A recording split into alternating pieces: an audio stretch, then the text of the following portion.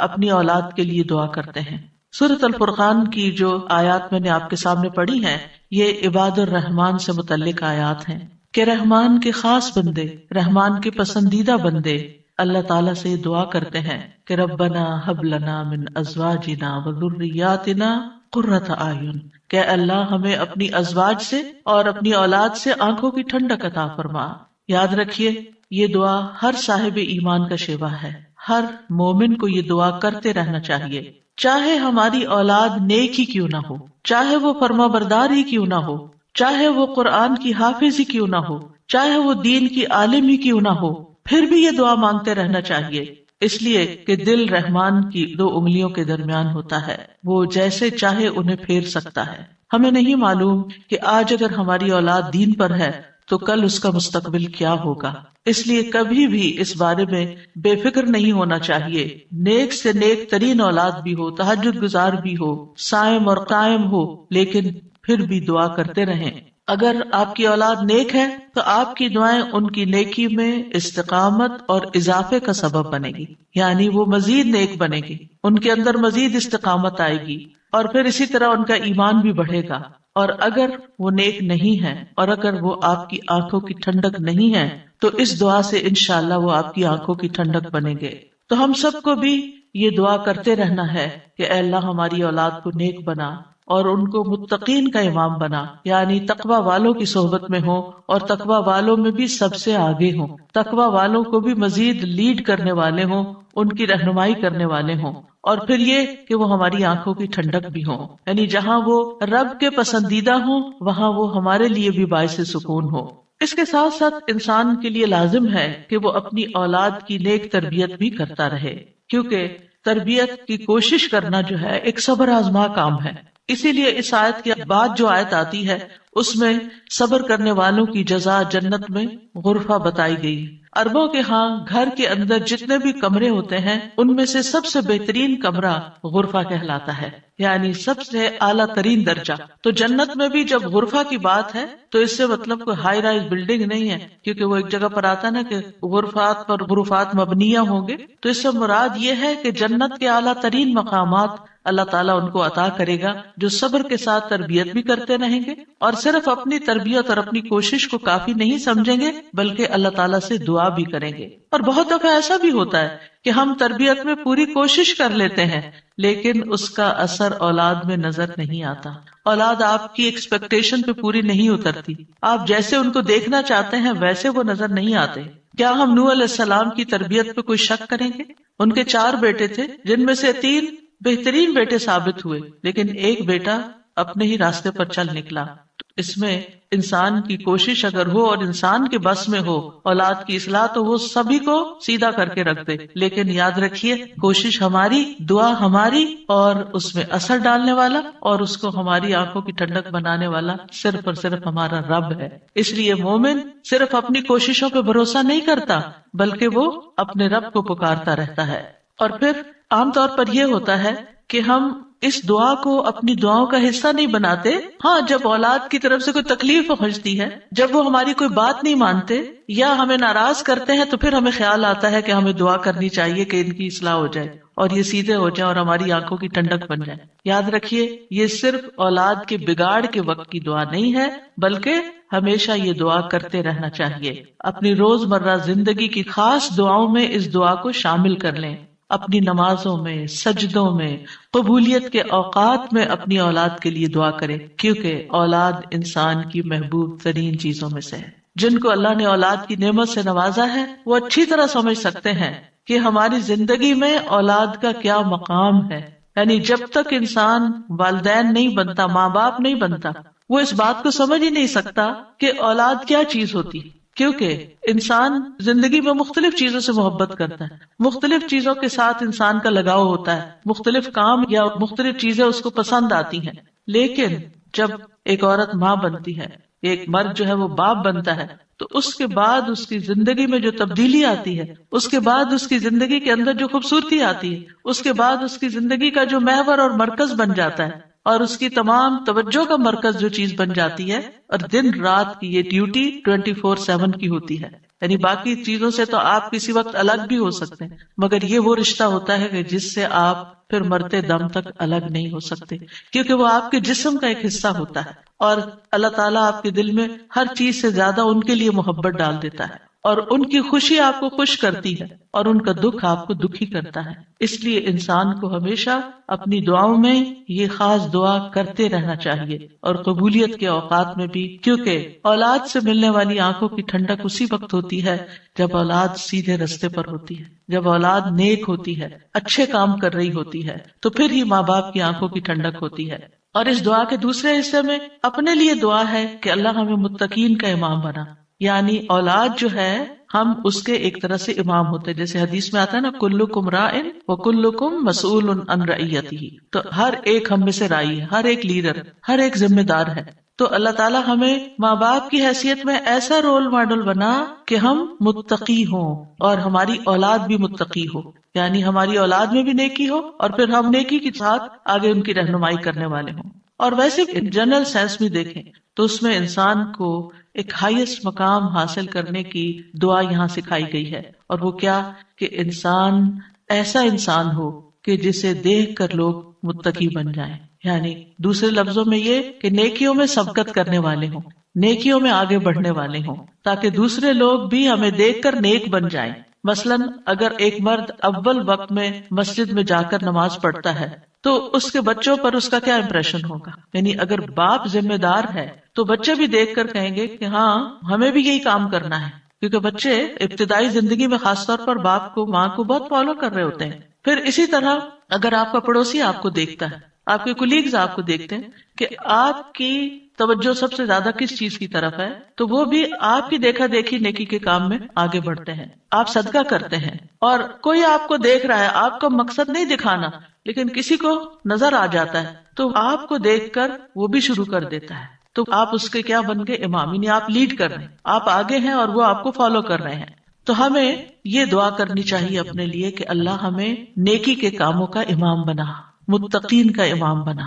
تو یہاں ہم دیکھتے ہیں کہ یہ عباد الرحمن کی صفات میں سے ایک صفت ہے، اور وہ کہتے ہیں والذین یقولون ربنا ہب لنا۔ ہب کا لفظ جو ہے یہ ہبہ سے ہے، اور ہبہ کہتے ہیں بلا معاوضہ کوئی چیز دینا۔ یا رب ہم نے کچھ کیا نہیں، لیکن تو اپنے پاس سے ہمیں عطا فرما، اپنی خاص رحمت سے ہمیں یہ عطا فرما۔ من ازواجنا، ازواج کا لفظ جو ہے یہ زوج سے ہے، جن اور حیوانات ان سب میں نر اور مادہ پایا جاتا ہے جو ہر ایک دوسرے کا زوج کہلاتا ہے، یعنی عورت کے لیے بھی یہ لفظ استعمال ہوتا ہے اور مرد کے لیے بھی استعمال ہوتا ہے۔ اگر مرد یہ دعا کریں گے تو اپنی بیویوں کے لیے کریں گے کہ ہماری بیویاں ہمارے لیے آنکھوں کی ٹھنڈک ہوں، اور اگر عورتیں یہ دعا کریں گی تو ان کے ازواج ان کے خاوند ہوں گے کہ ان کو ہمارے لیے آنکھوں کی ٹھنڈک بنا۔ اور ذریات سے مراد ذریت جو ہے صرف اولاد نہیں ہوتی، اولاد کی اولاد بھی ذریت کہلاتی ہے، کیونکہ آپ نے دیکھا ہوگا کہ جب آپ اپنی اولاد کے لیے دعا کرتے ہیں اور وہ کسی قابل ہوتی، بڑی ہوتی، پھر ان کے بچے پیدا ہوتے ہیں تو بعض اوقات اپنے بچوں سے زیادہ بچوں کے بچے پیارے ہو جاتے ہیں، اور اگر وہ نیک بنتے ہیں تو ہمیں آنکھوں کی ٹھنڈک نصیب ہوتی ہے، اور اگر بچوں کے بچوں میں کوئی بگاڑ آ جائے تو آپ ایکولی دکھ اور تکلیف میں مبتلا ہو جاتے ہیں۔ تو اس لیے یہ بہت جامع دعا ہے کہ ہم صرف اپنے لیے نہیں، اپنے بچوں کے لیے نہیں، بلکہ اپنی نسلوں کے لیے دعا کر رہے ہوتے ہیں۔ تو ربنا ہب لنا من ازواجنا وذریاتنا، اور ذریات میں قرۃ اعین، آنکھوں کی ٹھنڈک۔ آپ کو معلوم ہے کہ آنکھیں ٹھنڈی بھی ہوتی ہیں اور گرم بھی ہوتی ہیں۔ آنکھوں سے جب آنسو بہتے ہیں، خوشی کے آنسو بہیں تو آنکھیں ٹھنڈی ہوتی ہیں، اور اگر غم کے آنسو ہو تو آنکھیں گرم ہو جاتی ہیں۔ تو آنکھوں کی ٹھنڈک کا مطلب ہے خوشی، مسرت، اور پھر یہ کہ آنکھوں کی ٹھنڈک ہو تو انسان پرسکون رہتا ہے، نیند بھی سکون سے آتی ہے۔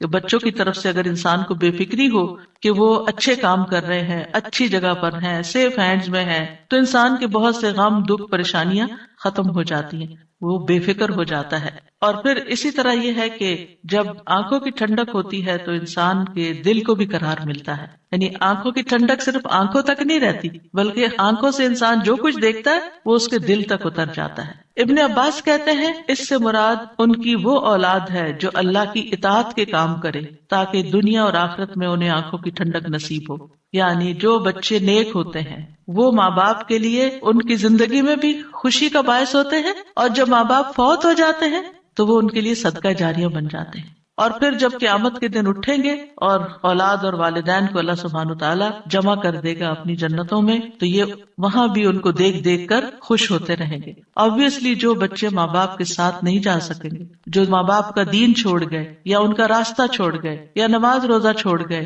تو پھر ظاہر ہے کہ وہ بچے چاہے دنیا میں کتنے بھی کامیاب کیوں نہ ہو، وہ آخرت میں ساتھ نہیں ہوں گے.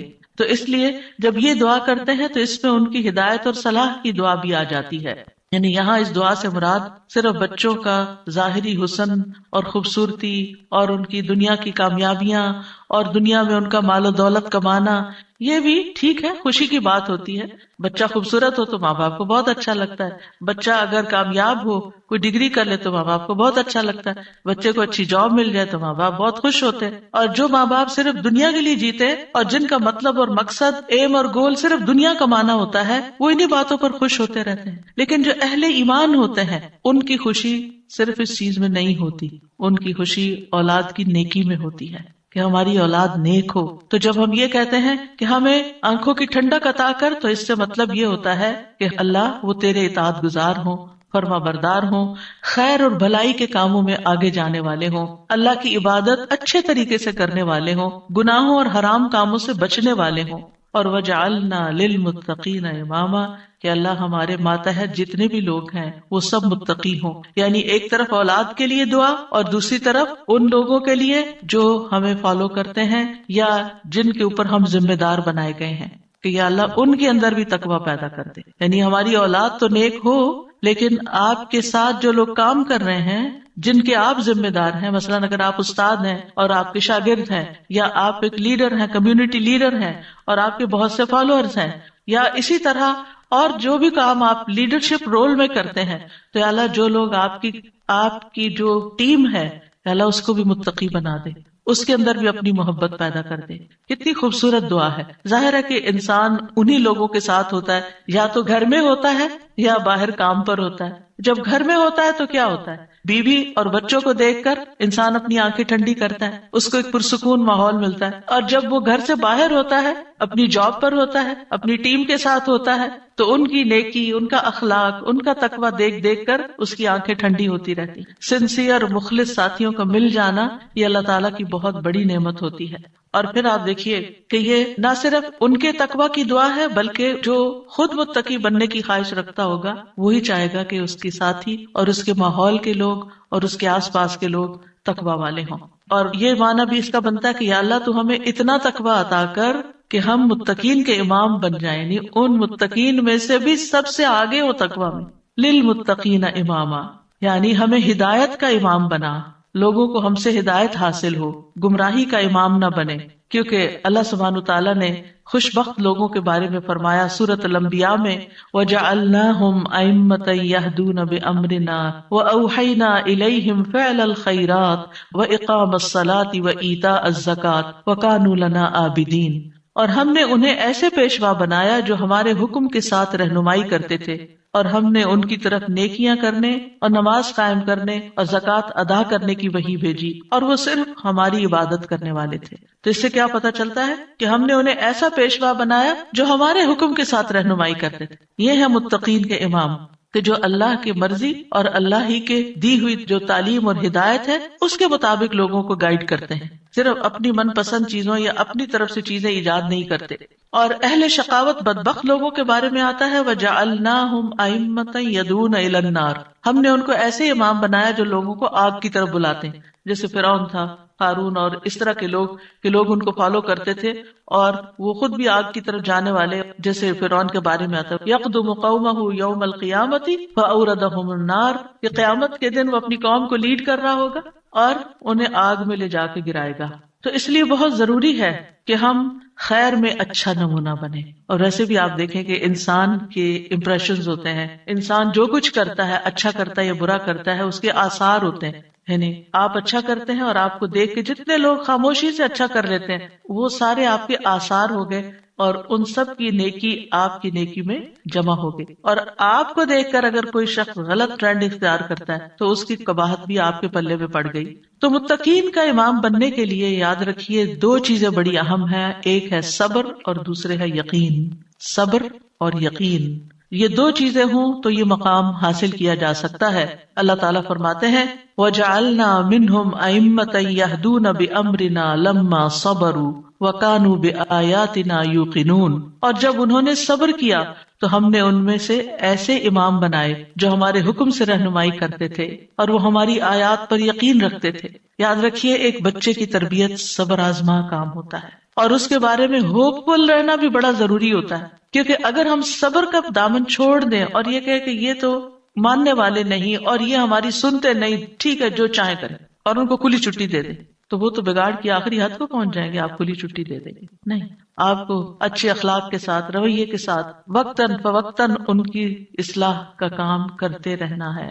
اور یہ صبر آزما کام ہے، یعنی بعض اوقات آپ کا دل اندر سے کٹ رہا ہوگا، آپ شدید غصے کا شکار ہوں گے، شدید نفرت کا شکار ہوں گے ان کے کسی غلط کام پر، لیکن آپ اس کا ایسا اظہار نہیں کریں گے کہ جس سے وہ ہمیشہ کے لیے آپ کو خیر بات کہہ کے چلے جائیں اور آپ سے کٹ جائیں. کیونکہ آپ دیکھیں بہت سے بچے ایسے ہوتے ہیں جو ماں باپ کی نیگنگ سے اور ماں باپ کی بد اخلاقی اور بدسلوکی سے پھر وہ ہمیشہ کے لیے ان کو چھوڑ ہی جاتے ہیں.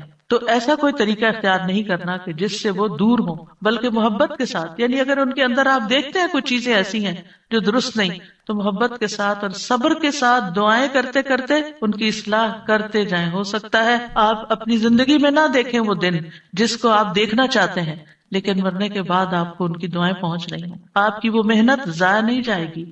تو لما صبروا، صبر کرنا بہت ضروری ہے. اور پھر یہ ہے کہ ان کی طرف سے جتنی بھی آزمائشیں آئیں، ان کی طرف سے جو تکلیفیں آپ کو پہنچے، کیونکہ جو بھی ماں باپ بنتے ہیں وہ سب جانتے ہیں کہ اولاد کی طرف سے بعض اوقات آنکھوں کی ٹھنڈک سے زیادہ تکلیفیں ہی پہنچتی، یعنی وہ آپ کا مقام نہیں سمجھتے. جب تک وہ خود ماں باپ نہیں بنتے ان کو سمجھ نہیں آتی کہ ماں باپ کا مقام کیا ہے اور ماں باپ کی تکلیف کیا ہے. لہٰذا ایسے تمام مواقع پر صبر سے کام لینا ہے. اور دوسرا یہ کہ یقین رکھنا ہے، بے یقینی سے دعا نہیں کرنی، یقین رکھنا کہ اللہ میری دعائیں سنتا ہے اور وہ ضرور سنے گا.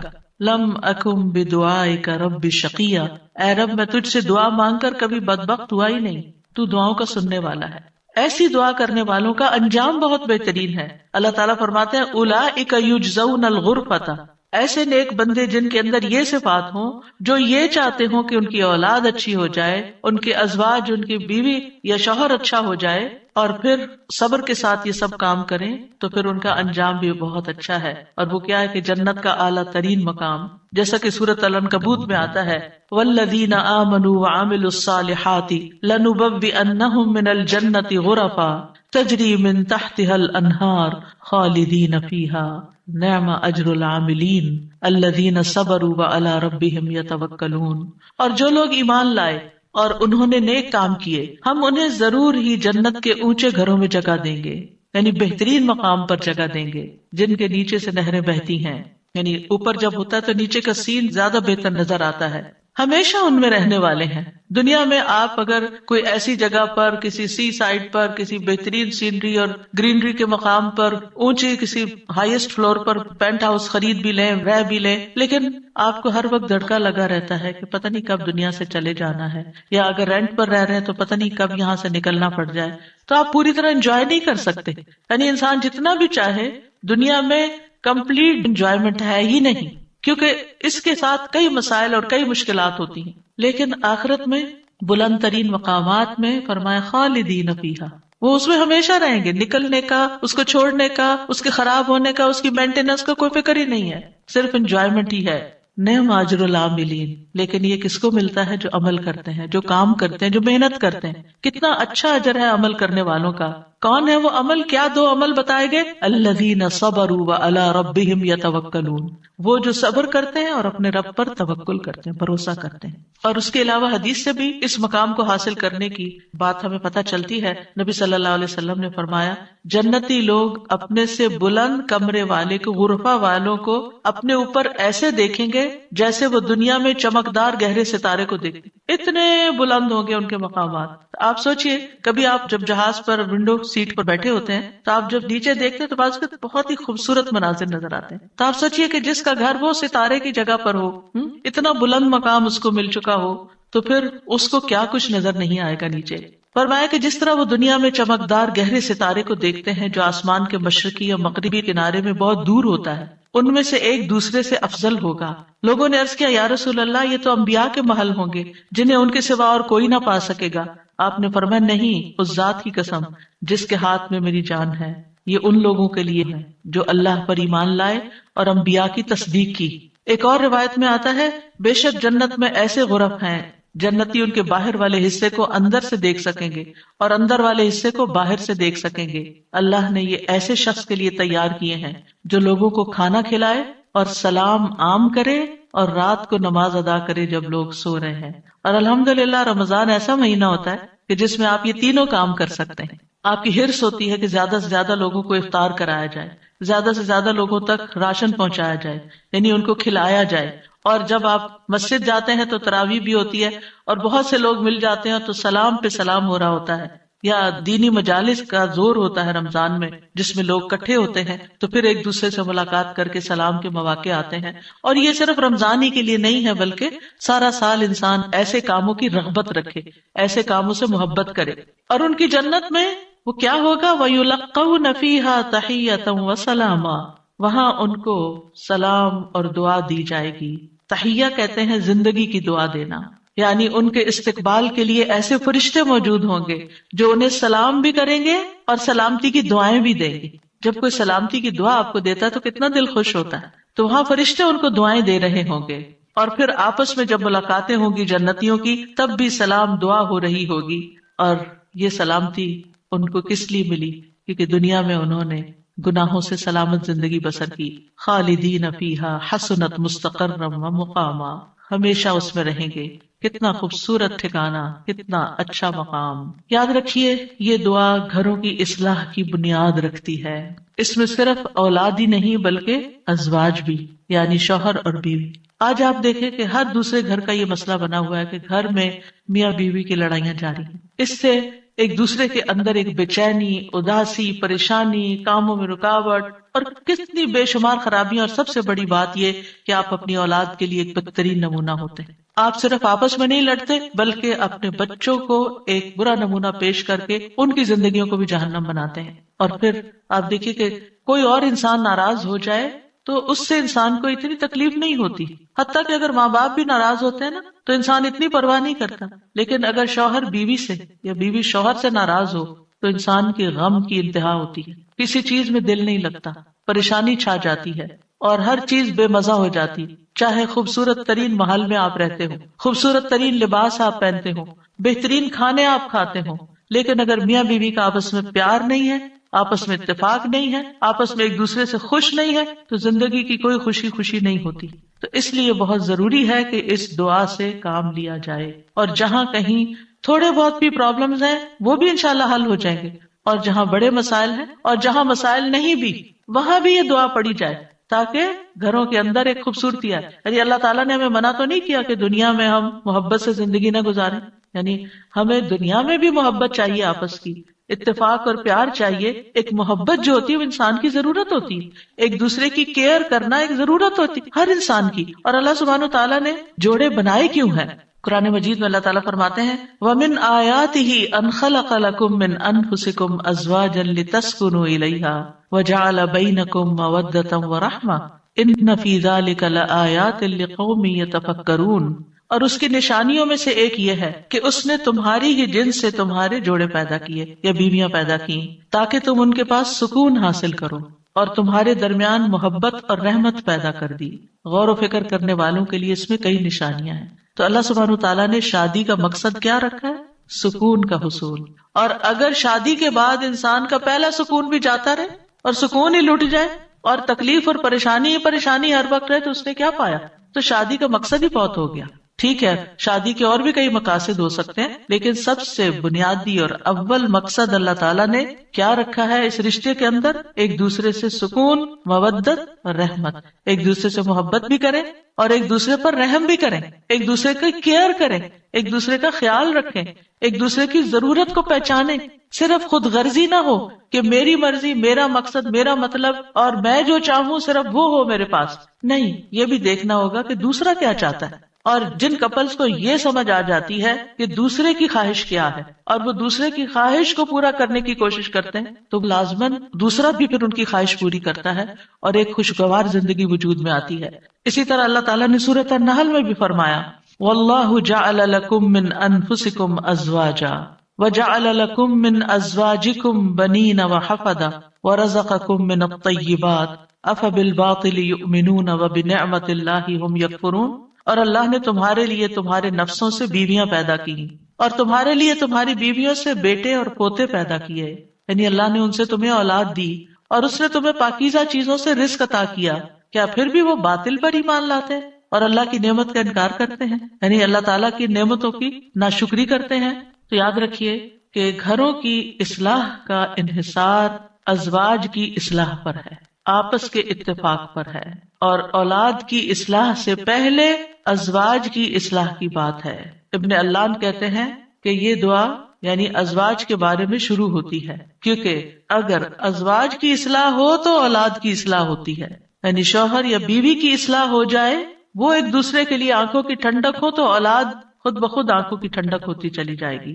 اور آنکھوں کی ٹھنڈک سے مراد یہ نہیں ہے صرف کہ ایک شوہر اپنی بیوی کو زیادہ خوبصورت دیکھے یا تندرست دیکھے، بلکہ اس حال میں دیکھے کہ وہ اللہ کی فرما بردار ہو، کیونکہ ایک حدیث میں آتا ہے کہ دنیا متاع ہے اور دنیا کی سب سے بہترین متاع نیک بیوی ہے، یعنی دنیا میں جتنی بھی نعمتیں ہیں ان میں سے سب سے بڑی نعمت ایک مرد کے لیے کیا ہے؟ ایک نیک بیوی ہے، ایک اچھی بیوی ہے۔ اور نیکی صرف نماز روزے کا نام نہیں ہوتی، نیکی اچھے اخلاق کا نام ہوتی ہے۔ ایک اور حدیث میں آتا ہے نا کہ جب ایک عورت 5 وقت کی نماز پڑھے، رمضان کے روزے رکھے اور اپنے شوہر کی اطاعت کرے، جب وہ اس کو دیکھے، اس کو خوش کر دے، تو وہ جنت کے جس دروازے سے چاہے داخل ہو جائے، یعنی اس تعلق کی بہتری اور خوبصورتی کا اتنا زیادہ اہتمام کیا گیا ہے۔ اور پھر آپ دیکھیں کہ متقین کا امام بننے کے لیے انسان کو پہلے گھر میں اچھا امام بننے کی ضرورت، یعنی گھر سے باہر آپ اسی صورت میں اچھے امام بن سکتے ہیں جب آپ گھر کے اندر خوبصورتی لاتے ہیں اور اس کے لیے کوشش بھی کرتے ہیں۔ دیکھیے کچھ رشتے ہمیں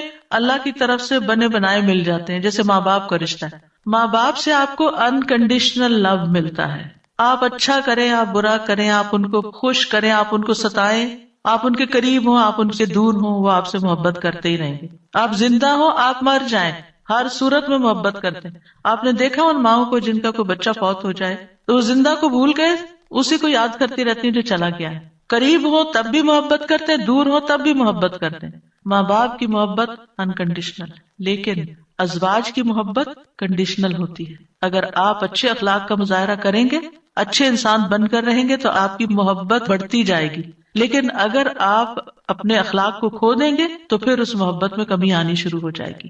تو کچھ رشتے بنے بنائے ہوتے ہیں اور کچھ کو بنانا پڑتا ہے، ان کی مینٹیننس کرنی پڑتی ہے۔ یاد رکھیے شادی جو ہے یہ انبیاء کا طریقہ ہے، نیک لوگوں کا طریقہ ہے، ہمارے دین کا شعار ہے۔ نکاح جو ہے وہ نصف ایمان ہے، یعنی ہمارے دین میں کرسچینٹی کی طرح یہ نہیں ہے کہ آپ شادی نہیں کریں، آپ نن بن جائیں، آپ فقیر بن جائیں اور آپ زیادہ نیک ہیں، نہیں، آپ شادی کر کے زیادہ نیکی کما سکتے ہیں۔ یعنی اسلام جو ہے وہ فطری ضروریات کو مد نظر رکھتا ہے۔ اللہ تعالیٰ فرماتے ہیں یقیناً آپ سے پہلے بھی ہم نے کئی رسولوں کو بھیجا اور ہم نے ان کے لیے بیویاں اور اولاد بنائی، یعنی پیغمبر بھی بیویوں والے اور اولادوں والے تھے۔ نبی صلی اللہ علیہ وسلم نے فرمایا نکاح میری سنت ہے، بس جو میری سنت پر عمل نہیں کرتا وہ مجھ سے نہیں۔ تم لوگ شادی کیا کرو، یعنی شادی کرنا بھی ایک نیکی کا کام ہے، عبادت ہے، کیونکہ میں تمہاری تعداد کی بنا پر سابقہ امتوں سے کثرت تعداد میں مقابلہ کروں گا۔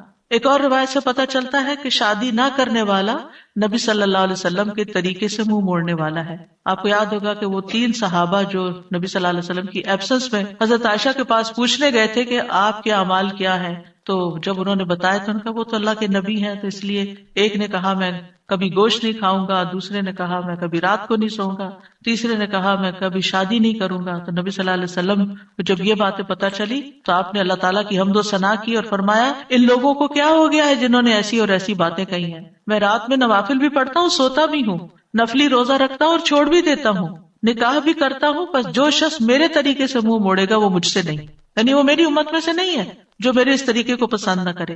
اللہ سبحانہ وتعالیٰ نے خود نکاح کی رغبت دلائی ہے. وَأَنكِحُوا الْأَيَامَ مِنكُمْ وَالصَّالِحِينَ مِنْ عِبَادِكُمْ وَإِمَائِكُمْ، اور اپنے میں سے بے نکاح مردوں اور عورتوں کا نکاح کر دو، اور اپنے غلاموں اور اپنی لونڈیوں میں سے جو نیک ہیں ان کا بھی. نکاح میں دیر کیوں کرتے ہیں عام طور پر؟ کہ ابھی بچے کچھ کماتے نہیں ہیں. فرمایا اگر وہ محتاج ہوں گے اللہ ان کو اپنے فضل سے غنی کر دے گا، اور اللہ وسعت والا اور سب کچھ جاننے والا ہے. اور پھر شادی ویسے بھی آپ دیکھیں نگاہ کی حفاظت کا ذریعہ ہے، شرمگاہ کی حفاظت کا ذریعہ ہے، نصف دین مکمل کرنے کا ذریعہ ہے. حدیث میں آتا ہے جب کوئی شخص نکاح کر لیتا ہے تو اپنا آدھا دین مکمل کر لیتا ہے، لہذا چاہیے کہ باقی آدھے دین کے بارے میں اللہ سے ڈرتا رہے. پھر آپ دیکھیے کہ صرف دنیا میں نہیں، آخرت میں جنت میں بھی پاکیزہ جوڑے ہوں گے. وَلَهُمْ فِيهَا أَزْوَاجٌ مُطَهَّرَةٌ، پاکیزہ بیویاں ہوں گی.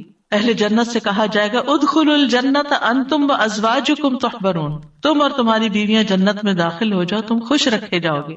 فرشتے اہل ایمان اور ان کی بیویوں اور بچوں کے لیے دعائیں کرتے ہیں. کیا کہتے ہیں؟ ربنا وادخلهم جنات عدن التي وعدتهم ومن صلح من آبائهم وازواجهم وذرياتهم انك انت العزیز الحکیم. اے ہمارے رب، اور انہیں ہمیشگی کے باغات میں داخل کر جن کا تو نے ان سے وعدہ کیا تھا، اور ان کے آباء و اجداد اور ان کی بیویوں اور ان کی اولادوں میں سے جو نیک ہوئے ان کو بھی جنت میں داخل کر. یعنی یہ فرشتے اہل ایمان کے لیے دعا کرتے ہیں. اور جنت میں کوئی بھی کمارا نہیں ہوگا، یعنی جن لوگوں کی دنیا میں شادی نہیں ہوئی ان کو بھی اللہ تعالیٰ جوڑے عطا کرے گا، اور جن کے شوہر پہلے فوت ہو گئے یا بیوی فوت ہو گئی، یا ایک نیک تھا اور ایک جنت میں نہیں گیا دوسرا جہنم میں چلا گیا، تو ان کو بھی اللہ تعالیٰ وہاں جوڑے عطا کرے گا. اور کوئی بھی ایسا نہیں ہوگا کہ جو تنہائی کا شکار ہو، آئسولیشن کا شکار ہو، کیونکہ انسان کی زندگی میں اگر کمپینین ہوتا ہے تو انسان کے لیے سکون کا باعث ہوتا ہے. اور خاص طور پر اگر نیک بیوی ہو. قرآن مجید میں آتا ہے فالصالحات قانتات، نیک عورتیں وہ ہیں جو شوہروں کی فرما بردار ہوں، ان کی بات ماننے والی ہوں، اور ان کی عدم موجودگی میں اللہ کی حفاظت میں ان کے حقوق کی حفاظت کرنے والی، یعنی اپنی جان اور مال کی حفاظت کریں جب شوہر نہ بھی موجود ہوں. پھر ہمیں یہ کہا گیا کہ پاک دامن عورت سے شادی کی جائے. اور عورت سے شادی کا معیار کیا رکھا گیا؟ نبی صلی اللہ علیہ وسلم نے فرمایا عورت سے 4 چیزوں کی وجہ سے نکاح کیا جاتا ہے، اس کے مال و دولت کی وجہ سے، یا اس کے حسب نسب کی وجہ سے، یا اس کی خوبصورتی کی وجہ سے، یا اس کی دینداری کی وجہ سے. تیرے ہاتھ خاک آلود ہوں، دیندار عورت سے شادی کر کے کامیابی حاصل کرو، کیونکہ اگر دین والی تمہارے گھر میں آئے گی تو اللہ سے ڈرنے والی ہوگی، اس کا اخلاق اچھا ہوگا، اس کے اندر بگاڑ نہیں ہوگا، تمہیں اس کو بار بار نماز کی پابندی کے لیے نہیں کہنا پڑے گا، اس کو نیکی کی طرف لانے کے لیے بہت ایفرٹ نہیں کرنی پڑے گی. اور پھر آپ دیکھیں کہ ایک ماں کے اوپر انحصار ہوتا ہے کہ بچوں کی کیا تربیت کرتی ہے، کیونکہ تربیت اولاد باپ کا حصہ کم ہوتا ہے، ماں کا حصہ زیادہ ہوتا ہے. اگر ایک بچہ اپنی ماں کو نیک دیکھتا ہے تو اس کے اندر ایک نیکی کی محبت پیدا ہوتی ہے. تو بہرحال یہ رشتے جو ہیں ان کے لیے دعا بھی ہے، اور اس کے ساتھ ساتھ انتخاب بھی اچھا ہو، اور پھر ان کو بنانے کے لیے کوشش بھی رہے. اللہ تعالیٰ مردوں کو حکم دیتے ہیں وَعَاشِرُوهُنَّ بِالْمَعْرُوفِ، عورتوں کے ساتھ بھلے طریقے سے زندگی بسر کرو، یعنی ان کے حقوق ادا کرو، اور ایک دوسرے سے محبت کرنا جو ہے یہ بھی دین کا حصہ ہے. عقبہ بن عامر کہتے ہیں میں نے رسول اللہ صلی اللہ علیہ وسلم کو یہ فرماتے ہوئے سنا کہ اسلام میں جائز لہو میں 3 چیزیں آتی ہیں: انسان کا اپنی بیوی کے ساتھ دل لگی میں مصروف ہونا، ہنسی مذاق کرنا، اپنے گھوڑے کی دیکھ بھال کرنا یعنی اس کے ساتھ ٹائم سپینڈ کرنا، اور تیر اندازی کرنا. بظاہر دیکھا جائے تو یہ ٹائم ویسٹر بھی ہو سکتے ہیں، لیکن یہ ہمارے دین میں ایک نیکی تصور کیے جاتے ہیں. یہ شغل جو ہیں یا یہ ہابیز جو ہیں یہ پسندیدہ ہیں. پھر یہ ہے کہ شوہر اور بیوی کو ایک دوسرے کا حق ادا کرنا ہے، کیونکہ یہ حقوق اللہ نے ایک دوسرے کے ذمے رکھے ہیں اور اللہ تعالیٰ قیامت کے دن پوچھے گا. بعض اوقات ایک بیوی یہ کہتی ہے کہ میں شوہر کا حق نہیں دیتی کیونکہ وہ بھی میری فلاں بات نہیں مانتا، یا شوہر یہ کہتا ہے میں بیوی کا حق نہیں دیتا کیونکہ میری وہ فلاں بات نہیں مانتی. نہیں، جب تک آپ اس رشتے میں ہیں دونوں کو ایک دوسرے کا حق دیتے رہنا چاہیے. اور کیوں دینا چاہیے؟ کہ اللہ کا حکم ہے. اس لیے نہیں کہ شوہر خوش ہوگا یا بیوی خوش ہوگی، اس لیے کہ میرے رب کا حکم ہے، اس لیے مجھے یہ کام کرنا ہے. اور جب آپ رب کو راضی کرتے ہیں تو رب بندوں کو بھی آپ سے راضی کر دیتا ہے. پھر اسی طرح یہ ہے کہ ایک دوسرے سے اچھے اخلاق کے ساتھ پیش آنا. نبی صلی اللہ علیہ وسلم نے فرمایا ایمان کے لحاظ سے کامل مومن وہ ہے جو اخلاق میں سب سے اچھا ہے، اور تم میں سے بہتر شخص وہ ہے جو اپنے گھر والوں کے لیے اچھا ہے، اور ایک روایت میں بیویوں کے لیے اچھا ہے. اس میں آپ دیکھیے کہ لوگ گھر سے باہر تو ہر ایک سے بڑا اچھا اخلاق رکھتے ہیں، لیکن گھر میں منہ بنا کے رکھتے ہیں، تو یہ اچھے اخلاق کی علامت نہیں. اللہ تعالیٰ نے جو کرائیٹیریا دیا ہے وہ کیا ہے کہ سب سے اچھا وہ ہے جس کا گھر میں اخلاق اچھا ہے. پھر اسی طرح یہ ہے کہ بد زبانی نہیں کرنی چاہیے. پھر بیوی کے ذمہ ہے کہ شوہر کی بات ماننے کے علاوہ شوہر کے مال اور اولاد کی حفاظت کرنے والی ہو، ان کو ضائع نہ کرے، صابر و شاکر ہو. شوہر کی ذمہ داری کیا ہے کہ گھر والوں پر خوشی سے خرچ کرے. اور نبی صلی اللہ علیہ وسلم نے فرمایا جو شخص اپنے اوپر خرچ کرتا ہے تاکہ وہ اس کے ذریعے لوگوں سے مانگنے سے بچے، وہ اس کے لیے صدقہ ہے. یعنی آپ اپنی پرسنل نیڈز کے لیے اسپینڈ کرتے ہیں، یہ بھی صدقہ ہے. جو شخص اپنی بیوی اور بچوں اور اپنے گھر والوں پہ خرچ کرتا ہے وہ بھی صدقہ شمار ہو جاتا ہے. یعنی شوہر کے نامہ اعمال میں وہ نیکی لکھی جاتی ہے کہ یہ اپنی بیوی پر بچوں پر خرچ کرنے والا ہے. پھر اسی طرح اچھے گزران کا اصول کیا ہے کہ ایک دوسرے کی اچھی عادتوں پر نظر رکھی جائے اور بری عادتوں کو اگنور کیا جائے. اگر ہم نے یہ ایکویشن بدلی کہ بری عادتوں کو ہر وقت ہائی لائٹ کیا، تم یہ نہیں کرتی، تم یہ نہیں کرتے، تم یہ نہیں کرتی، تم یہ نہیں کرتے، تو پھر زندگی جہنم بن سکتی ہے. کیونکہ ہر وقت اگر انسان اسی میں کڑتا رہے کہ اس شخص میں کیا خرابی ہے، کیا نہیں ہے، کیا کون سی برائی ہے، کون سی غلط عادت ہے، اور اسی پر لڑائی جھگڑا کرتا رہے، تو زندگی میں انجوائمنٹ نہیں رہتی. بلکہ اس کے برعکس نبی صلی اللہ علیہ وسلم نے یہ فرمایا کوئی مومن شخص کسی مومن عورت سے بغض نہ رکھے، یعنی بیوی سے نفرت نہیں کرنی چاہیے. اگر عورت کی ایک عادت ناپسند ہوگی تو کوئی دوسری عادت پسند ہوگی. تو کیا مطلب ہے کہ ناپسند بات کو چھوڑو، جو پسندیدہ ہے اس پر نظر رکھو. پھر اسی طرح یہ ہے کہ نیک اولاد کے لیے بھی کوشش کے علاوہ اور دعائیں بھی ہمیں سکھائی گئی ہیں، جیسے ان کی پیدائش سے پہلے ہی دعا کرنا، ربی ہب لی من الصالحین، اے میرے رب مجھے نیک اولاد عطا کر. یعنی ابھی اولاد ہوئی نہیں لیکن پہلے سے ہی دعا مانگنا شروع ہو جائے انسان کہ اللہ مجھے نیک اولاد دینا. اور پھر یہ کہ شادی کے وقت ایسی عورت کا انتخاب کرنا جس کے اندر بچے پیدا کرنے کی صلاحیت ہو، کیونکہ نبی صلی اللہ علیہ وسلم نے اس بات کا حکم دیا کہ محبت کرنے والی اور زیادہ بچے پیدا کرنے والی عورت سے شادی کرو. یعنی یہ ہمارے دین میں پسندیدہ چیز ہے. پھر اسی طرح شادی سے ملنے والی جو نیک اولاد ہے اس کا فائدہ کیا ہے کہ وہ مرنے کے بعد والدین کے لیے دعائیں کرتی ہے اور ماں باپ کے لیے صدقہ جاریہ بن جاتی ہے، اور یہ والدین کی درجات کی بلندی کا ذریعہ بنتا ہے. جہاں تک اولاد کی تربیت کا تعلق ہے تو اولاد کے بارے میں سوال ہوگا، یعنی ماں باپ دونوں سے پوچھا جائے گا کہ انہوں نے ان کی تربیت میں کیا کوشش کی. پھر اسی طرح اولاد کا پہلا حق کیا ہے؟ حدیث میں آتا ہے نبی صلی اللہ علیہ وسلم نے فرمایا اپنے نطفوں کے لیے اچھی عورت کا انتخاب کرو، یعنی نیک عورت کا انتخاب کرو. اور دین میں ہم پلہ عورتوں سے نکاح کرو اور ہم پلہ مردوں کو اپنی بیٹیوں کا نکاح کر کے دو. پھر اسی طرح اچھے باپ کا انتخاب. رسول اللہ صلی اللہ علیہ وسلم نے فرمایا جب ایسا شخص تمہارے پاس نکاح کا پیغام بھیجے جس کے دین اور اخلاق سے تم مطمئن ہو تو اس سے اپنی بیٹی کا نکاح کرو. یعنی اوباش آوارہ لڑکے ہوں تو پھر ان کے ساتھ شادی نہیں کرو، کیونکہ شادی کے بعد کیا ہوگا، آپ کی بیٹی کو مصیبت میں ڈال دے گا. فرمایا اگر ایسا نہیں کرو گے تو زمین میں فتنہ اور زبردست فساد برپا ہوگا، یعنی پھر فساد ہی فساد، بگاڑ ہی بگاڑ. پھر اسی طرح ولادت سے پہلے شیطان سے حفاظت کی دعا سکھائی گئی کہ جب شوہر بیوی ایک دوسرے سے ملیں تو دعا پڑھیں، جیسے حضرت مریم کی والدہ نے دعا پڑھی تھی وَإِنِّي أُعِيذُهَا بِكَ وَذُرِّيَّتَهَا مِنَ الشَّيْطَانِ الرَّجِيمِ. کتنی خوبصورت دعا ہے کہ اللہ میں اس بچی کو بھی اور اس کی آئندہ آنے والی ذریت کو بھی تیری پناہ میں دیتی ہوں شیطان سے بچا کر. پھر یہ کہ بچوں کو سب سے پہلے توحید سکھانی چاہیے، بچپن سے ہی بچوں کے اندر اللہ کا ڈر پیدا کرنا چاہیے، دین کی تعلیم سیکھنے میں رغبت دلانی چاہیے، اچھے اخلاق کی تعلیم دینی چاہیے، ہر چیز کے مینر سکھانے چاہیے. اور پھر اس کے لیے اگر سرزنش بھی کرنی پڑے، ڈانٹنا بھی پڑے تو اس میں بھی کوئی حرج نہیں ہے. اپنے ساتھ نیک کاموں میں شامل کرنا چاہیے، جیسے ابراہیم علیہ السلام نے کیا کیا تھا، کعبہ کی تعمیر میں کس کو ساتھ شامل کیا تھا، اسماعیل علیہ السلام. پھر اولاد کے درمیان عدل کرنا چاہیے، بچوں سے پیار کرنا چاہیے. کچھ ماں باپ بچوں سے پیار نہیں کرتے، ایسے والدین کی مذمت کی گئی ہے.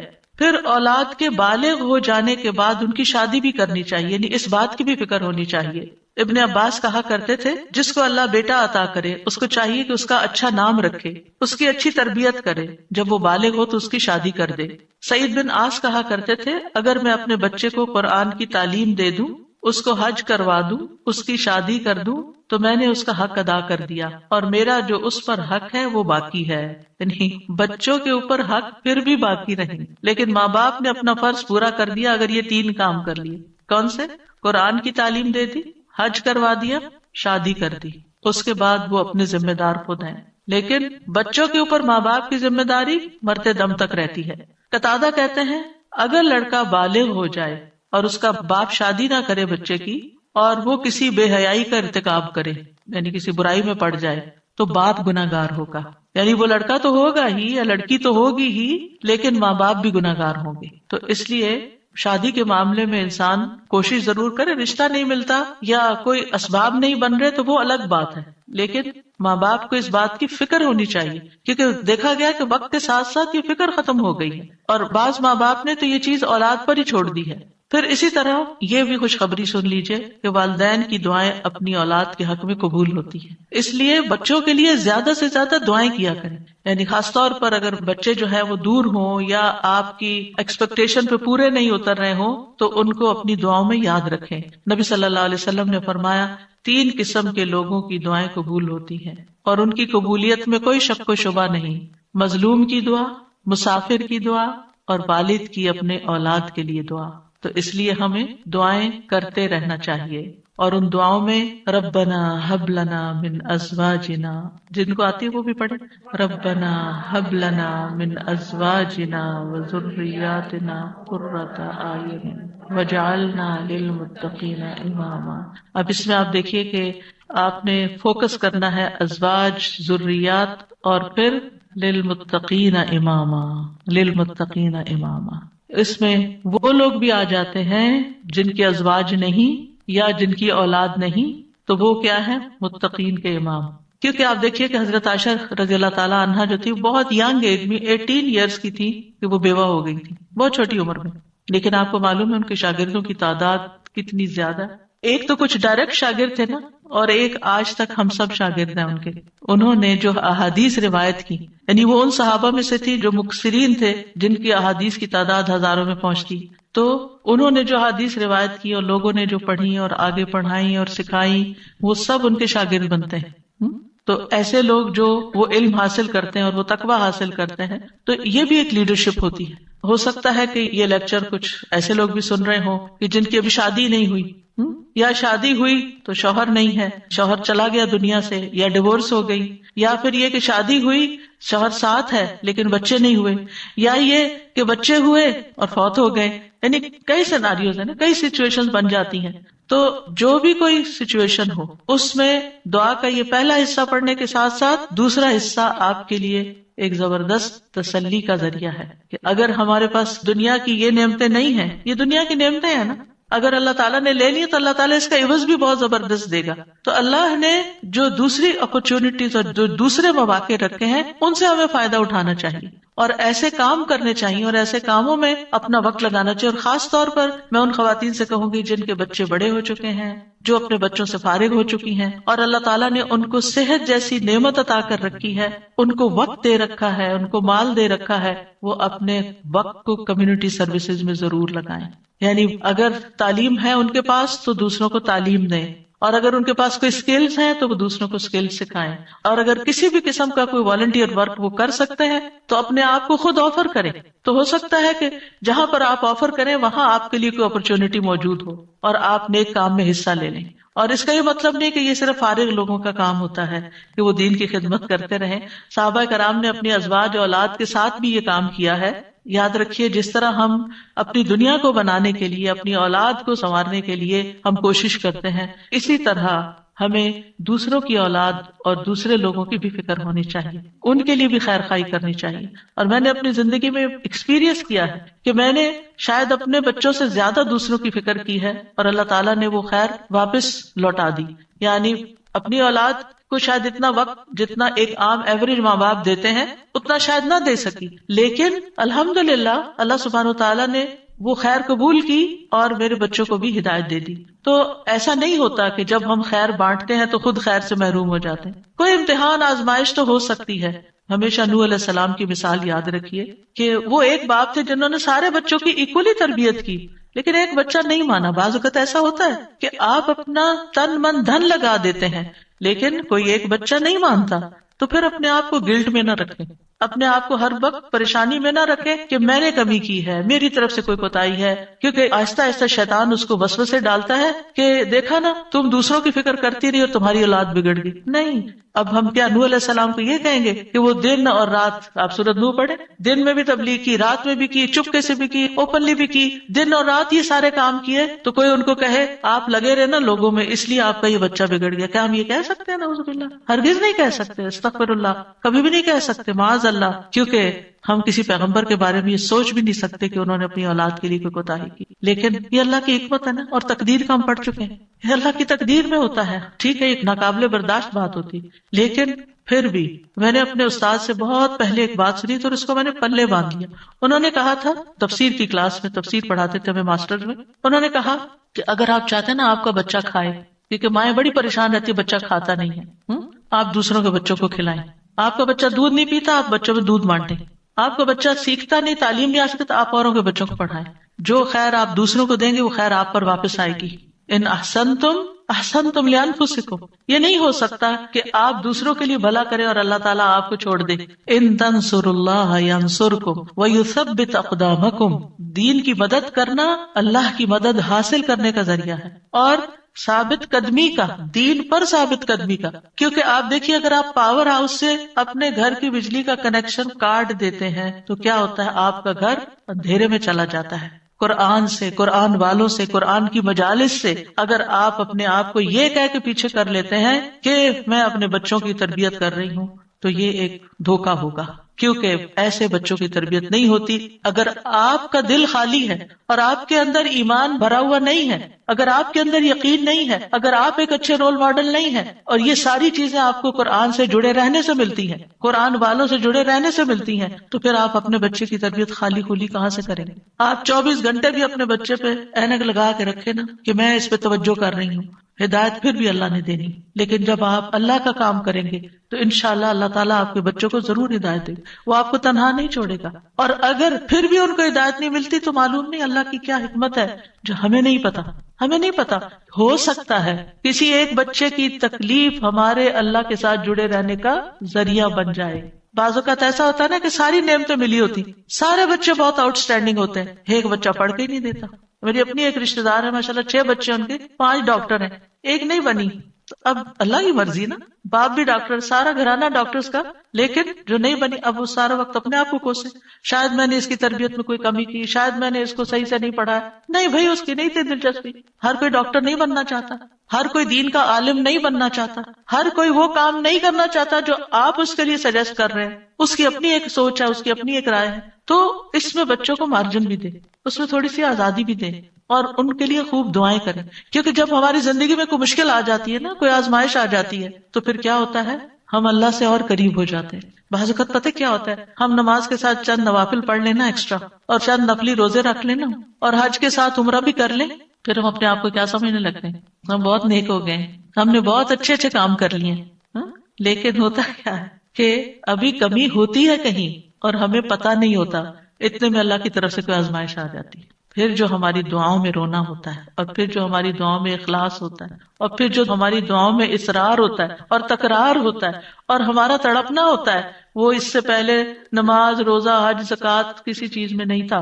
ہم آزمائش کے ساتھ جتنے اللہ کی طرف جاتے ہیں، نعمتوں کے ساتھ اتنے نہیں جاتے. یہ مانی ہوئی بات ہے، ہم سب کا تجربہ ہے. تو اس لیے بہت ضروری ہے کہ ہم کوشش کریں اور اس کے ساتھ ساتھ اللہ سے دعا کرتے رہیں، وَجْعَلْنَا لِلْمُتَّقِينَ إِمَامًا، اللہ ہمیں متقی ساتھی دے، متقی دوست دے، متقی اٹھنے بیٹھنے والے دے. ایسے لوگوں میں اٹھے بیٹھے ملیں جلیں اور ان کی رہنمائی کریں کہ جو تقوی والے ہوں، تاکہ ہمارے تقوی میں بھی اضافہ ہوتا چلا جائے. کیونکہ انسان اپنے ماحول کی پیداوار ہوتا ہے، جس طرح کے دوستوں میں، جس طرح کے لوگوں میں وہ رہتا ہے، ویسی ہی سوچ اس کی بننا شروع ہو جاتی ہے. اور پھر ابراہیم علیہ السلام کی دعا بھی کہ ربی حب لی من الصالحین، کہ اللہ اپنے پاس سے ہی صالح بچہ دے دے، میں تو نیک بنانے سے رہا. اور یہ ابراہیم علیہ السلام مانگ رہے ہیں. اور اللہ سبحانہ تعالیٰ نے پھر ان کو کیسی نیک اولاد عطا کی. اسماعیل علیہ السلام کتنے فرما بردار تھے، اسحاق علیہ السلام کتنے غلام علیم تھے، علم والے، اور ان کی نسل میں بھی علم آیا.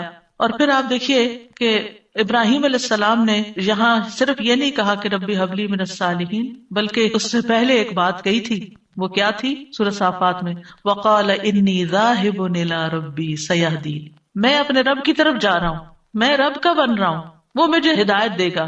پھر مانگا اللہ مجھے نیک اولاد بھی دے. ہم کیا کرتے ہیں؟ ہم خود تو نیک بنتے نہیں، انی ذاہب الی ربی کرتے نہیں، نہ نیکی کی طرف جاتے ہیں، نہ نیک کام کرتے ہیں، نہ دین کا کام کرتے ہیں، اور پھر ہم کہتے ہیں اللہ مجھے نیک اولاد دے، میری اولاد کو نیک بنا دے. یہ کیسے ہوگا؟ پہلے آپ خود تو بنے، پہلے آپ خود تو وہ کام کریں کہ جو آپ کو کر کے دکھانے ہیں بچے کو کہ ایسے نیک کام کرتے ہیں. اور پھر آپ دیکھیں کہ ابن جریر طبری کہتے ہیں کہ ابراہیم علیہ السلام کی دعا یہ تھی کہ اللہ مجھے اپنی طرف سے ایسا بیٹا عطا کر جو نیک لوگوں میں سے ہو، ایسے لوگ جو تیری اطاعت کرتے ہیں، تیری نافرمانی نہیں کرتے، زمین میں اصلاح کے کام کرتے ہیں اور زمین میں فساد برپا نہیں کرتے. یعنی مجھے ایسی اولاد چاہیے. اس سے یہ بات بھی پتہ چلتی ہے کہ انسان خواہ کتنا ہی قدر و منزلت والا ہو، خلیل اللہ ہی کیوں نہ ہو، پھر بھی وہ اللہ کا محتاج ہے، پھر بھی وہ اللہ تعالیٰ سے دعائیں کرے کہ ربی حبلی من الصالحین. اور اصلاح کی اپنی ایک اہمیت ہے، یعنی صرف اولاد نہیں مانگی بلکہ نیک اولاد مانگی، کیونکہ صرف اولاد آپ کے لیے مصیبت کا سبب ہو سکتی ہے اور نیک اولاد آپ کے لیے آنکھوں کی ٹھنڈک کا سبب ہوگی. اور پھر یہ کہ ابراہیم علیہ السلام کی دعاؤں میں وَمِن ذُرِّيَّتِنَا أُمَّةً مُسْلِمَةً لَكَ، سبحان اللہ، اتنی بڑی دعا مانگ لی. یعنی صرف نیک اولاد نہیں بلکہ ہماری ذریات، یعنی اولاد کی اولاد، اولاد کی اولاد، اولاد کی اولاد، اس میں ایک امت مسلمہ پیدا کرتے.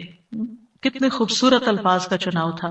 پہلے حبلی کہا، اللہ تحفہ چاہیے تیری طرف سے، ہدیہ چاہیے، ہبہ چاہیے، میں نے کچھ نہیں کیا، مجھے تیری طرف سے عنایت چاہیے کہ تو مجھے ایسا بیٹا عطا کر دے کہ جس کے اندر فطرت میں اندر خیر ہو، اندر نیکی ہو، اور بڑا ہو کے وہ اچھے کام کرے. اور پھر صرف یہ وَمِن ذُرِّيَّتِنَا أُمَّةً مُسْلِمَةً لَكَ، اللہ ہماری اولاد میں سے ایسے لوگ پیدا کر جو تیرے فرما بردار مُسْلِمَةً لَكَ ہوں.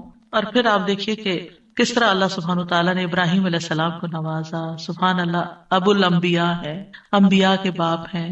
اور پھر آپ دیکھیے کہ جتنے بھی الہامی مذاہب ہیں، کرسچینٹی ہے یا جوڈازم ہے، اسلام ہے، ان سب کے وہی لیڈر ہیں. اللہ تعالیٰ نے کہا تھا نا انی جاعلک للناس اماما، یا ابراہیم میں تمہیں لوگوں کا امام بنانے والا ہوں. اور کس طرح پھر اللہ تعالیٰ نے ان کو امام بنایا. پھر اسی طرح اگر اولاد نہ ہوتی ہو تو پھر یہ دعا کرتے ہیں رب لا تذرنی فردا وانت خیر الوارثین، اے میرے رب تو مجھے اکیلا نہ چھوڑ، تو ہی سب وارثوں میں سے بہتر وارث ہے. یہ زکریا علیہ السلام کی دعا تھی کہ رب لا تذرنی فردا وانت خیر الوارثین. تو اللہ نے دعا قبول کر لی. فاستجبنا لہ ووہبنا لہ یحییٰ، ہبہ ہے یہاں بھی، اور ہم نے اس کو یحییٰ عطا کیا. وَأَصْلَحْنَا لَهُ زَوْجَهُ، اور اس کی بیوی کی اصلاح کر دی. کیوں؟ اِنَّهُمْ كَانُوا يُسَارِعُونَ فِي الْخَيْرَاتِ، کیونکہ وہ نیکیوں میں سبقت کرتے تھے، نیکیوں میں دوڑ دوڑ کے جاتے تھے. وَيَدْعُونَنَا رَغَبًا وَرَهَبًا، اور وہ ہمیں رغبت اور رہبت، امید اور خوف کے ساتھ پکارتے تھے. وَكَانُوا لَنَا خَاشِعِينَ، یہ تین چیزیں دعاؤں کی قبولیت کا ذریعہ ہیں. نیکی کے کاموں میں تیز جانا، جلدی کرنا، سستی نہ کرنا. یسارعون، سرعت سے ہے یہ لفظ، کہ ان انبیاء کی دعائیں کیوں قبول ہوئی؟ کیونکہ وہ نیکی کے کاموں میں تیزی دکھاتے تھے. دوسرے دعائیں کرتے تھے. وَيَدْعُونَنَا رَغَبًا وَرَهَبًا، یعنی کوشش بھی کرنی ہے، بھاگنا بھی ہے اللہ کی طرف، اور دوسرے دعائیں کرنی ہے، اور تیسرے تکبر میں نہیں آنا. وَكَانُوا لَنَا خَاشِعِينَ، وہ ہمارے لیے خشوع کرنے والے تھے. ابن قیم کہتے ہیں نیک اعمال کرنا اور اس کی طرف سبقت لے جانا دعا کی قبولیت کے بڑے اسباب میں سے ہے. اسی لیے اللہ تعالیٰ نے ان کی دعائیں قبول کر لی. پھر ایک اور دعا ہے جو حضرت زکریا علیہ السلام نے ہی مانگی، رب ہب لی من لدنک ذریۃ طیبہ انک سمیع الدعاء، اے میرے رب مجھے اپنی طرف سے نیک اور پاکیزہ اولاد عطا فرما، بے شک تو ہی دعائیں سننے والا ہے. یعنی ہبہ وہ ہوتا ہے نا جو بغیر معاوضے کے خوش دلی اور احسان کے طور پر کسی کو کوئی چیز دے دی جائے. یعنی ایک ہبہ ہوتا ہے، ایک ہدیہ ہوتا ہے، ایک صدقہ ہوتا ہے. تو صدقہ وہ ہوتا ہے جس سے آخرت کا اجر و ثواب چاہیے، اور ہدیہ وہ ہوتا ہے جس سے تحفہ دینے والے اور جس کو تحفہ دیا گیا اس کے درمیان محبت پیدا کرنا مقصود ہوتا ہے. یعنی ہدیہ محبت کے لیے ہوتا ہے اور ہبہ جو ہے وہ کسی مقصد کے لیے ہوتا ہے. ہبہ وہ چیز ہوتی ہے کہ جس کو ہبہ کی جاتی ہے صرف اس کا فائدہ مطلوب ہوتا ہے. ٹھیک ہے. مطلب یہ تھا کہ اللہ مجھے اپنے پاس سے ایسا ہدیہ دے جو بغیر کسی عوض کے، میری بغیر کسی کوشش اور محنت کے ہو، تو بس تو آپ عطا کر دے. من لدن کا، اپنے پاس سے دے دے، کیونکہ تیرے پاس تو سب کچھ ہے. اور پھر ذریۃ طیبہ دے جو اپنے اقوال و افعال میں پاک ہو، جسموں میں پاک ہو. انک سمیع الدعاء، آپ تو دعائیں سننے والے. یہ محبت اور رحمت کو کھینچ لانے والی بات ہے. تو دعا کرنا جو ہے انبیاء کی سنت ہے. اور پھر اللہ کی جگہ یا اللہ کہنے کی بجائے رب بھی کہا گیا ہے. رب کو وسیلہ بنا کر دعا کی گئی ہے. اسی لیے آپ دیکھیں انبیاء کی ساری دعائیں ربنا سے شروع ہوتی ہیں یا ربی سے شروع ہوتی ہیں. اور پھر صرف اولاد نہیں، نیک اولاد، اور پھر اولاد کو نیک بنانے کے اسباب بھی. اور پھر یہ یقین کہ دعا تقدیر کو بدل دیتی ہے. حضرت زکریا انتہائی بوڑھے تھے لیکن انہوں نے یقین سے دعا کی. اور پھر ابراہیم علیہ السلام کی دعا، رب اجعلنی مقیم الصلاۃ ومن ذریتی ربنا وتقبل دعا. اے میرے رب مجھے بھی اور میری اولاد کو بھی نماز قائم رکھنے والا بنا. اے میرے رب میری یہ دعا قبول فرما. ربنا اغفر لی ولوالدی وللمؤمنین یوم یقوم الحساب. اے ہمارے رب مجھے اور میرے والدین اور تمام مومنوں کو اس دن معاف فرما دے جب حساب لیا جائے گا. رب اوزعنی ان اشکر نعمتک التی انعمت علی وعلی والدی وان اعمل صالحا ترضاہ واصلح لی فی ذریتی. یہ بھی اولاد کے لیے دعا ہے کہ اللہ میری ذریت کی اصلاح کر دے، میری ذریت کو نیک بنا دے.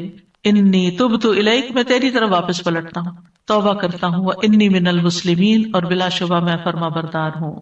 اور ربنا وجعلنا مسلمین لک ومن ذریتنا امۃ مسلمۃ لک وارنا مناسکنا وتب علینا انک انت التواب الرحیم. اے ہمارے رب ہم دونوں کو، یعنی ابراہیم اور اسماعیل علیہ السلام نے یہ مانگی تھی دعا، اپنا فرما بردار بنا لے اور ہماری اولاد میں سے ایک جماعت پیدا کر جو تیری فرما بردار ہو، اور ہمیں اپنی عبادت کے طریقے بتلا اور ہماری توبہ قبول فرما. بے شک تو بڑا توبہ قبول کرنے والا، نہایت رحم کرنے والا ہے. اور پھر آپ دیکھیے کہ کس طرح اللہ سبحانہ وتعالیٰ نے وہ دعا قبول کی اور محمد صلی اللہ علیہ وسلم ان کی اولاد میں پیدا ہوئے اور پھر ان سے امت مسلمہ پیدا ہوئی. تو یہ دعا جو ہے اس کی قبولیت میں بہت عرصہ لگا تھا لیکن قبول ہوئی. تو اس لیے انسان کو مایوس نہیں ہونا چاہیے.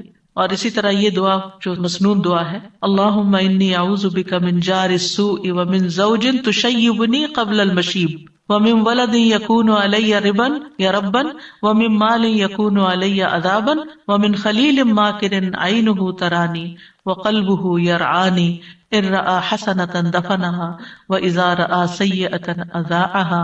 اے اللہ میں تیری پناہ طلب کرتا ہوں برے پڑوسی سے، برا نیبر نہیں ہو، اور ایسے ساتھی سے، زوج سے، شوہر یا بیوی ایک دوسرے کے لیے، جو مجھے بڑھاپے سے پہلے بوڑھا کر دے، یعنی پریشان کر کے، اور ایسی اولاد سے جو مجھ پہ آقا بن بیٹھے، یعنی مجھ پہ اپنا حکم چلائے، ایسے مال سے جو میرے لیے عذاب کا باعث بن جائے. یعنی کئی دفعہ مال انسان کے لیے مصیبت بن جاتا ہے،